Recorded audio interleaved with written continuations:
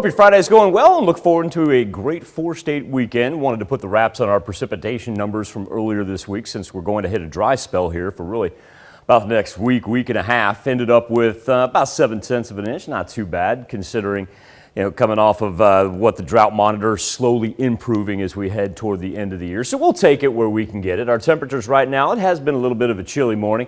45 in Carthage, 45 in Miami. Fredonia doing something right. They've already been able to push up to 50 degrees. Live look outside of Television City with beautiful blue sky. One of those high skies. Always great to see those.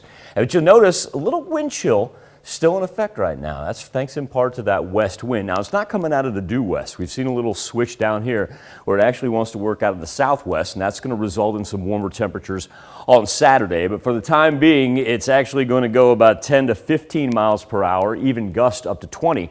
And so what we're seeing is a wind chill in effect, 39 kind of being the very popular number. Found this kind of interesting, though.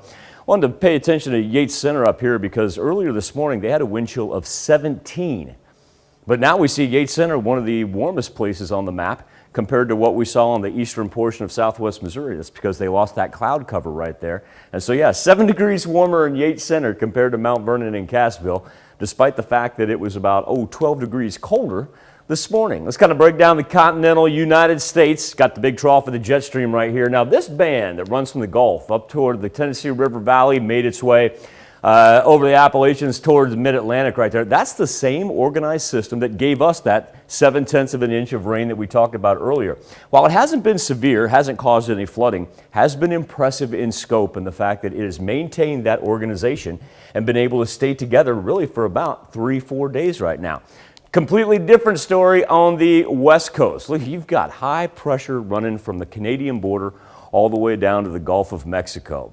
High pressure and just nothing happening to the point where you've got air stagnation advisories in the Pacific Northwest. Think about, they got clean air up there, everything. No, air stagnation advisories mean that any burning, those particles going to hang up in the air, causes huge problems for people with respiratory illnesses and asthma. So like I said, maybe it's good that we get just a little breeze. Here in the four states, clean and clear as can be. Now, I know that we've got a good contingent of people from Lamar, Missouri. They're going to be making the trip up to Jefferson City this evening. That's to watch the Lamar Tigers take on St. Pius. That game's going to be held at Blair Oaks High School, bustling metropolis of Jeff City, where good old Blair Oaks. I've spent many a game there.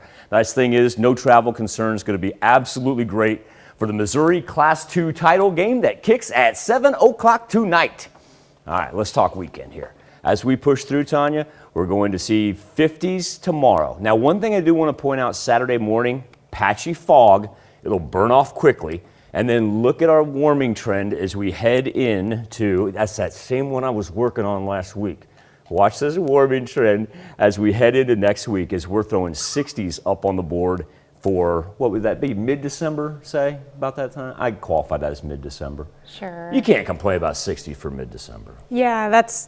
Yeah, it could be so much colder. Yep. I'll take it. All right, thanks, Michael.